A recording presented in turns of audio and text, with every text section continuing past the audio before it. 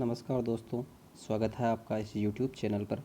दोस्तों, इस वीडियो के माध्यम से हम देखेंगे भारत का भूगोल, उसके अंतर्गत भारत का परिचय और विश्व के अंदर भारत की स्थिति और विस्तार, इससे संबंधित जितने भी मुख्य बिंदु हैं वो सभी देखेंगे। तो चलिए स्टार्ट करते हैं। भारत का क्षेत्रफल 32,87,263 वर्ग किलोमीटर है। इसको अपन 32.87 लाख वर्ग किलोमीटर भी बोल सकते हैं। इसके बाद देखिए आगे चलते हैं। भारत का विश्व के 2.41 भूभाग पर विस्तृत है, यानी पूरे विश्व के 2.41% भूभाग पर भारत का विस्तार है। नेक्स्ट है, क्षेत्रफल की दृष्टि से भारत विश्व का 7वां सबसे बड़ा देश है। 7वें नंबर का देखते हैं अपन। भारत से पहले 6 जो बड़े देश है विश्व के, वो कौन कौन से हैं। देखिए, R फॉर रूस, C for Canada, C for China, U for USA, B for Brazil, A for Australia. तो इस प्रकार ये जो क्रम दे रखा है ये बिल्कुल सही क्रम है। सबसे बड़ा, सबसे छोटा, उससे छोटा, फिर इसी क्रम में भारत 7वें नंबर का सबसे बड़ा देश है। जनसंख्या की दृष्टि से बात करें अपन तो भारत विश्व का दूसरा सबसे बड़ा देश है। दूसरा सबसे बड़ा देश है, जो कि भारत के अंदर 17.5% जनसंख्या पूरे विश्व की पाई जाती है। विश्व की 17.5% जनसंख्या भारत के अंदर मौजूद है। आगे बात करते हैं हम भारत के अक्षांशीय विस्तार की। तो भारत का अक्षांशीय विस्तार है 8 डिग्री 4 मिनट उत्तरी अक्षांश से लेकर 37 डिग्री 6 मिनट उत्तरी अक्षांश तक। मैप के माध्यम से देखते हैं। जो भारत का दक्षिणतम बिंदु है, भारत की मुख्य भूमि का जो दक्षिणतम बिंदु है, ये जो ब्लैक लाइन दिखाई दे रही है आप लोगों को, ये है भारत को स्पर्श करते हुए, भारत के दक्षिणतम बिंदु को स्पर्श करते हुए निकली हुई है इस रेखा। ये जो रेखा है वो है 8 डिग्री 4 मिनट उत्तरी अक्षांश। इसके उत्तर में जैसे जैसे अपन चलते हैं अक्षांश बढ़ते जाते हैं, तो इसी प्रकार जो भारत का उत्तरतम जो बिंदु है स्पर्श करते हुए निकल रहा है जम्मू कश्मीर के, तो ये देखिए 37 डिग्री 6 मिनट उत्तरी अक्षांश है। तो भारत का अक्षांशीय विस्तार 8 डिग्री 4 मिनट से 37 डिग्री 6 मिनट उत्तरी अक्षांश के मध्य में है। बात करते हैं अपन दोस्तों भारत की। तो भारत का जो उत्तर से लेकर दक्षिणतम की जो लंबाई है वो है 3214 किलोमीटर, भारत की उत्तर से लेकर दक्षिणतम तक। अब बात करते हैं भारत का जो 8 डिग्री 4 मिनट उत्तरी अक्षांश है और 37 डिग्री 6 मिनट उत्तरी अक्षांश के मध्य में कितने अक्षांश आ गए, तो लगभग 29 डिग्री 02 मिनट का अंतर है, अंतराल पाया जाता है। भारत के दक्षिण से लेकर उत्तर तक इतने डिग्री अक्षांशों का अंतर है। नेक्स्ट अपन बात करते हैं भारत के देशांतरीय विस्तार की। तो भारत का जो देशांतरीय विस्तार है 68 डिग्री 60 मिनट पूर्वी देशांतर से लेकर 97 डिग्री 25 मिनट पूर्वी देशांतर तक है। जो भारत का पश्चिमी बिंदु है गुजरात के तट से, तो ये जो दिखाई दे रहा है गुजरात के तट से, ये रेखा है 68 डिग्री 7 मिनट पूर्वी देशांतर। जैसे जैसे हम पूर्व की ओर चलते हैं तो अरुणाचल प्रदेश की सीमा से स्पर्श करते हुए एक देशांतर रेखा गुजरती है, वो है 97 डिग्री 25 मिनट पूर्वी देशांतर रेखा। अब बात करते हैं अपन भारत के पूर्व से लेकर पश्चिम के अंतराल की, तो वो 29-33 किलोमीटर लंबाई है। भारत के पूर्व से लेकर पश्चिम के मध्य की लंबाई। देखिए दोस्तों, इसके बीच में एक रेखा गुजरती है यहाँ से 22 डिग्री अक्षांश रेखा गुजरती है। यहाँ पर सर्वाधिक लंबाई है पूर्व और पश्चिम के मध्य में। 22 डिग्री अक्षांश रेखा पर सर्वाधिक लंबाई है पूर्व और पश्चिम तट के मध्य में या सीमा के मध्य में सर्वाधिक विस्तार है। विश्व के अंदर अगर भारत की स्थिति की बात करें तो देखिए ये पूरा विश्व है। एक भूमध्य रेखा गुजरती है जो इसको उत्तरी गोलार्ध और दक्षिणी गोलार्ध में विभाजित करती है, ठीक है। उसके बाद एक 0 डिग्री देशांतर रेखा गुजरती है मध्य से, जो ये इसको पूर्वी गोलार्ध और पश्चिमी गोलार्ध में डिवाइड करती है। तो भारत की स्थिति यहाँ पर पड़ती है। तो भारत की स्थिति क्या हो गई, उत्तर पूर्वी गोलार्ध। भारत की स्थिति हो गई विश्व के अंदर उत्तर पूर्वी गोलार्ध के अंदर भारत की स्थिति हो गई।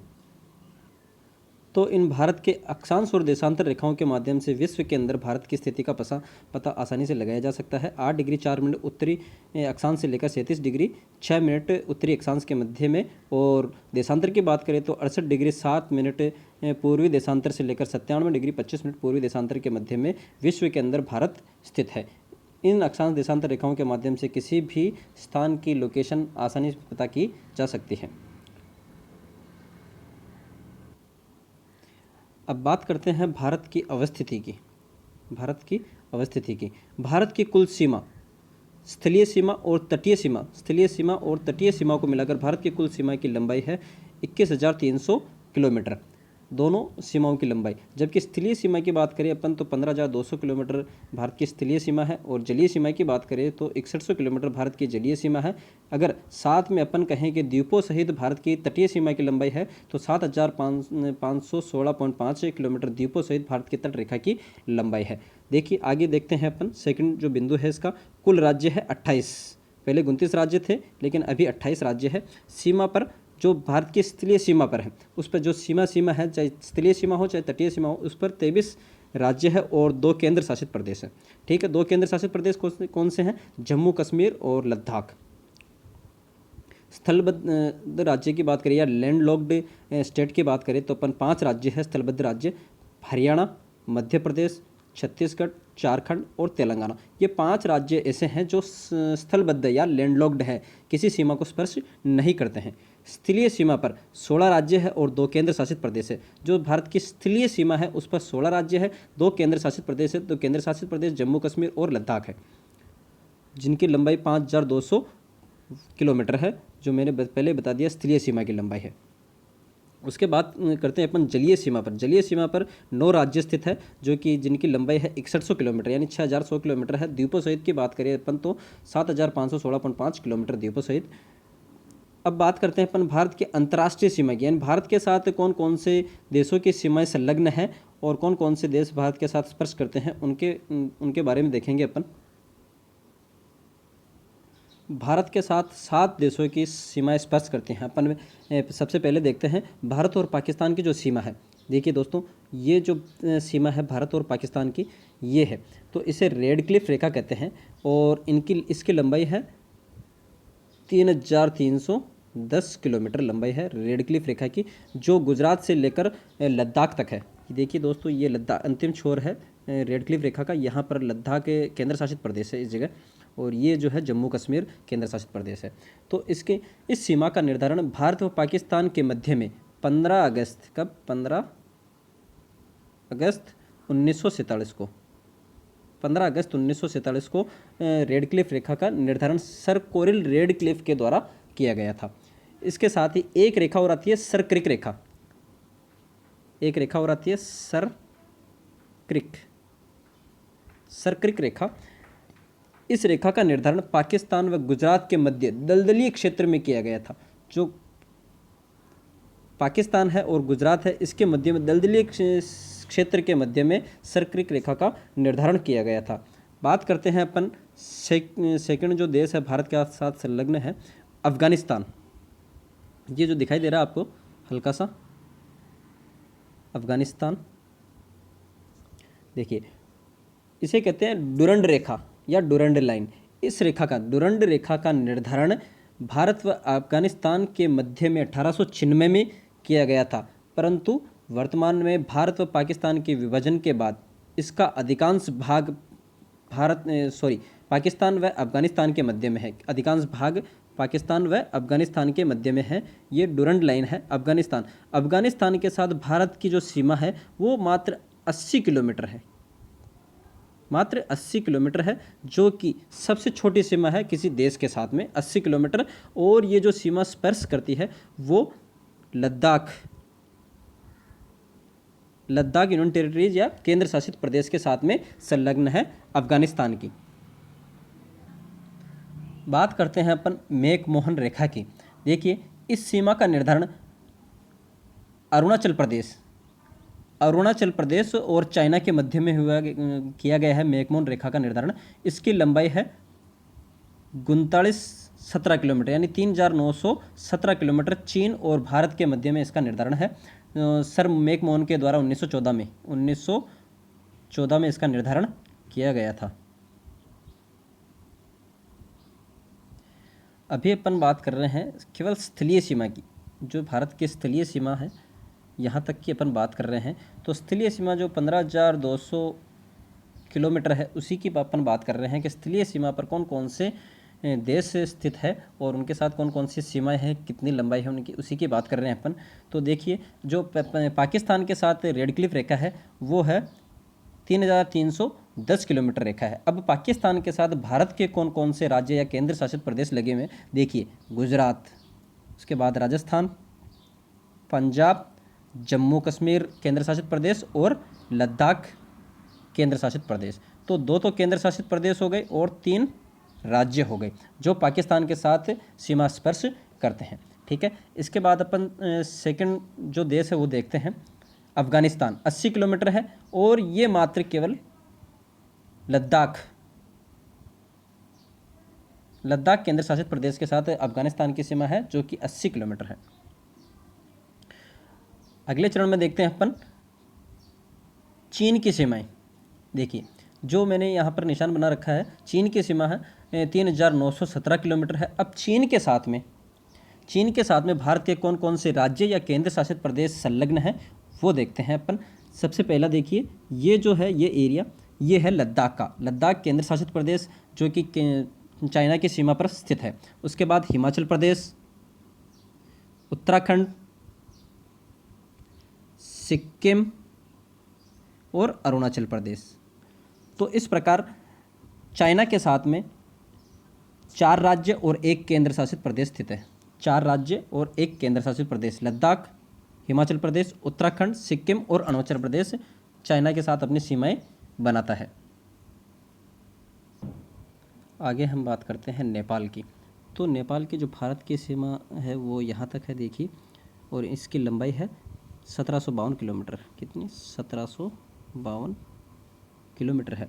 अब नेपाल के साथ कौन कौन से राज्यों की सीमाएं स्पर्श करती है वो देखिए। नेपाल के साथ 5 राज्यों की सीमा स्पर्श करती है। कितने? 5 राज्यों की सीमा स्पर्श करती है। देखिए उत्तराखंड, उत्तर प्रदेश, बिहार, पश्चिम बंगाल, सिक्किम।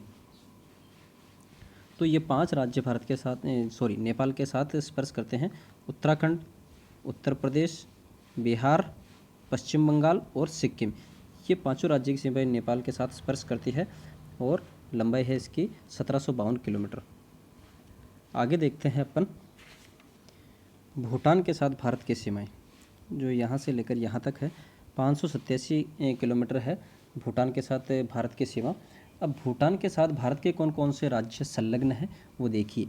ये यहाँ पर स्थित है सिक्किम, उसका थोड़ा सा हिस्सा आता है पश्चिम बंगाल का, उसके बाद असम, ये देखिए असम और अरुणाचल प्रदेश।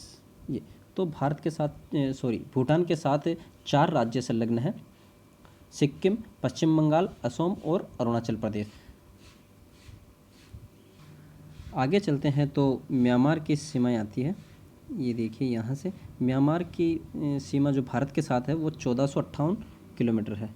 1458 किलोमीटर म्यांमार की सीमा भारत के साथ 1458 किलोमीटर है। अब म्यांमार की सीमा के साथ भारत के जो 4 राज्य हैं वो कौन कौन से हैं देखिए। अरुणाचल प्रदेश,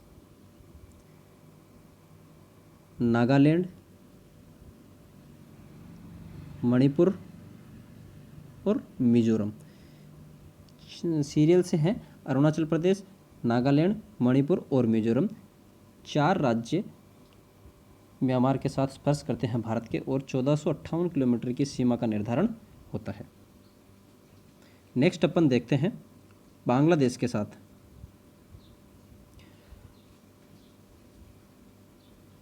बांग्लादेश के साथ भारत की जो सीमा है ये देखिए 4096 किलोमीटर है।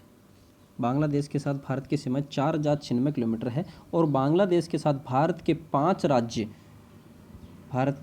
5 राज्य की सीमा स्पर्श करती है। 5 राज्य कौन कौन से हैं देखिए। मिजोरम,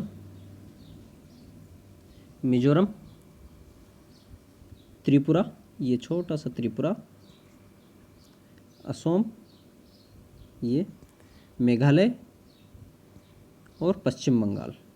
ये 5 राज्य बांग्लादेश के साथ भारत की सीमा का निर्धारण करते हैं और सर्वाधिक जो लंबी सीमा बनाते हैं वो बांग्लादेश के साथ बनाते हैं 4096 किलोमीटर और न्यूनतम अफगानिस्तान के साथ है मात्र 80 किलोमीटर।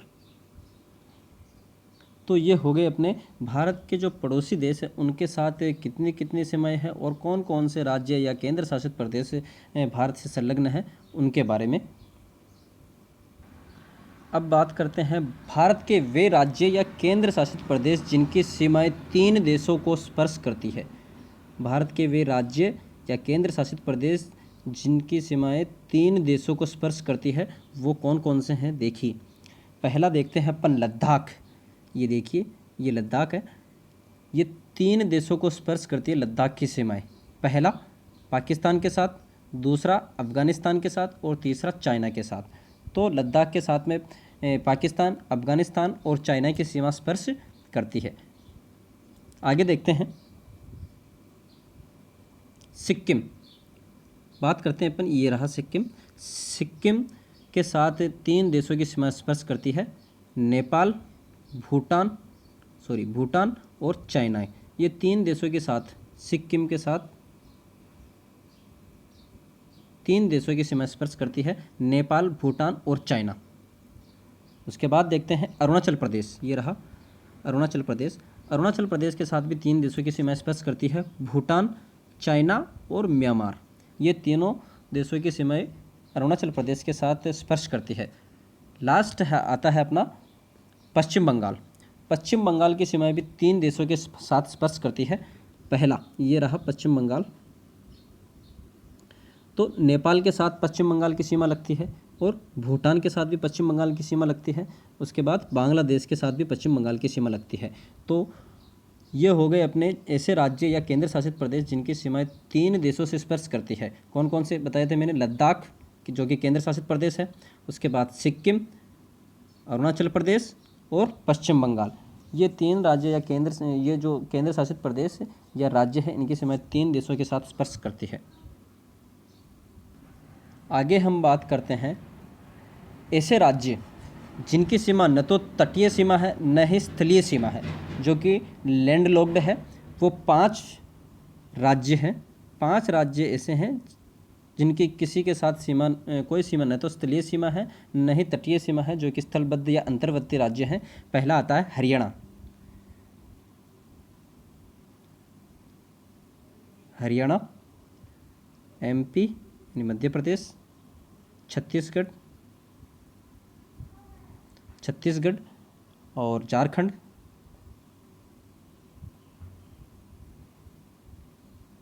लास्ट आता है तेलंगाना। ये 5 राज्य किसी सीमा को स्पर्श नहीं करते, यानी लैंड लॉक्ड स्थलबद्ध राज्य हैं। अब बची है भारत की तटीय सीमा। ये देखिए यहाँ से लेकर यहाँ तक भारत की तटीय सीमा है और तटीय सीमा की लंबाई बताई थी मैंने 6100 किलोमीटर। द्वीपों सहित की बात करें अपन तो 7515.5 किलोमीटर है। तो द्वीपों से ये भारत की तटीय सीमा और सबसे ज़्यादा तटीय सीमा वाला राज्य है गुजरात। सबसे ज़्यादा लंबी तटीय सीमा गुजरात राज्य की है। उसके बाद आता है आंध्र प्रदेश और तमिलनाडु तीसरे नंबर पर। पहला गुजरात, दूसरा आंध्र प्रदेश और तीसरा तमिलनाडु। जबकि सबसे छोटी तटीय रेखा की लंबाई है गोवा के अंदर। सबसे कम ये जगह है गोवा, सबसे कम तटीय रेखा वाला राज्य है गोवा। अब बात करते हैं अपन भारत का वह राज्य जिसकी सीमा सर्वाधिक 8 राज्यों से स्पर्श करती है। वो कौन सा राज्य है? उत्तर प्रदेश राज्य है जिसकी सीमा 8 राज्यों से स्पर्श करती है। बात करते हैं अपन हरियाणा, हिमाचल प्रदेश, उत्तराखंड, बिहार, झारखंड, छत्तीसगढ़, मध्य प्रदेश और राजस्थान। उत्तर प्रदेश के साथ इन 8 राज्यों की सीमाएं संलग्न है, जो कि एकमात्र राज्य उत्तर प्रदेश जिसके साथ 8 राज्यों की सीमाएं स्पर्श करती है। बात करते हैं अपन कर्क रेखा की, जो कि जिसे 23.5 डिग्री उत्तरी अक्षांश रेखा भी कहते हैं। 23.5 डिग्री उत्तरी अक्षांश रेखा भी कहते हैं कर्क रेखा को, जो कि भारत के मध्य से गुजरती है, जो भारत को उत्तरी व दक्षिणी भाग में विभाजित करती है और भारत के 8 राज्यों से गुजरती है कर्क रेखा। भारत के 8 राज्यों से गुजरती हैं। अब ये 8 राज्य कौन कौन से हैं भारत के? देखिए, गुजरात, राजस्थान, मध्य प्रदेश, छत्तीसगढ़, झारखंड, पश्चिम बंगाल, त्रिपुरा और मिजोरम, ये 8 राज्य है जिनसे कर्क रेखा यानी 23.5 डिग्री उत्तरी अक्षांश रेखा गुजरती है। झारखंड, देखिए एक मोस्ट इम्पोर्टेंट बात है, झारखंड की राजधानी रांची, झारखंड की राजधानी रांची देश की एकमात्र राजधानी है जो कर्क रेखा पर स्थित है। क्वेश्चन भी पूछा जाता है कर्क रेखा पर कौन सी राजधानी स्थित है या किस राज्य की राजधानी स्थित है, तो झारखंड की राजधानी रांची कर्क रेखा पर स्थित है। बात करते हैं अपन इसके बाद में देशांतर रेखा। भारत का समय निर्धारित करने वाली रेखा की 23.5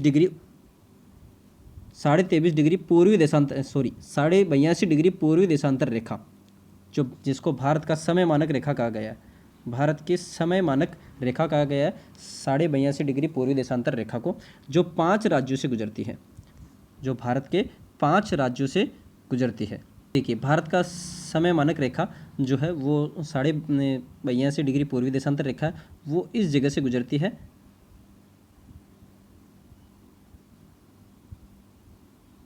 ये 5 राज्यों से गुजरती है भारत की समय मानक रेखा, इस जगह से उत्तर प्रदेश, मध्य प्रदेश, छत्तीसगढ़, उड़ीसा और आंध्र प्रदेश, ये 5 राज्यों से भारत की समय मानक रेखा गुजरती है। भारत की ये जो रेखा है, भारत की समय मानक रेखा इलाहाबाद के नैनी, इलाहाबाद में उत्तर प्रदेश में इस जगह इलाहाबाद में नैनी नामक स्थान है, वहाँ से गुजरती है। अब बात करते हैं अपन भारत के जो नवीन राज्य है उनकी जो गठन किया गया था, वो देखिए भारत के नवीन राज्य, भारत का 26वां जो राज्य है छत्तीसगढ़, वो एमपी से अलग करके छत्तीसगढ़ को बनाया गया था 1 नवंबर 2000 को। कब बनाया गया था छत्तीसगढ़ को एमपी से अलग करके? 1 नवंबर 2000 को। सेकंड था 27वां राज्य जो है उत्तराखंड, उसको यूपी से अलग करके 9 नवंबर 2000 को बनाया गया था। कब बनाया गया था? 9 नवंबर 2000 को यूपी से अलग करके उत्तराखंड का निर्माण किया गया था। 28वां राज्य है झारखंड, बिहार से अलग करके झारखंड को बनाया गया था 15 नवंबर 2000 को। झारखंड को बनाया गया था 15 नवंबर 2000 को बिहार से अलग करके। 29वां राज्य जो कि तेलंगाना है, आंध्र प्रदेश से अलग करके 2 जून 2014 को बनाया गया था, जो कि अब वर्तमान में 28 राज्य है और 9 यूनियन टेरिटरीज है। ठीक है, नेक्स्ट है